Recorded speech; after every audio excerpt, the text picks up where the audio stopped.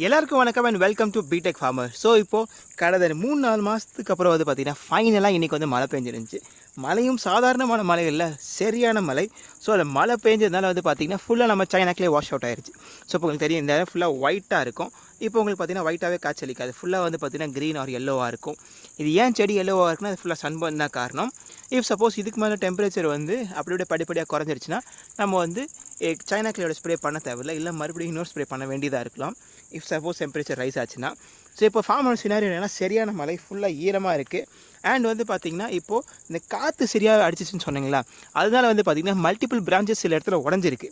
அது உடஞ்ச டேமேஜ் என்னன்றதை உங்களுக்கு நான் அடுத்த ரீலில் காமிக்கிறேன். பட் இது வந்து பார்த்திங்கன்னா ஒரு 15-20 பிரான்ச்சஸ் உடஞ்சிருக்கும். பட் ஸ்டில் இது வந்து ரொம்ப ஹாப்பியான மூமெண்ட். அது என்னென்னா அட் லாஸ்ட் மழை பெஞ்சிருச்சு. இந்த மழை பெஞ்சதுக்கப்புறம் இப்போ தான் வந்து பார்த்திங்கன்னா பட்டிங்ஸ் வந்து கொஞ்சம் கொஞ்சமாக அதிகமாக வர ஆரம்பிக்கும்.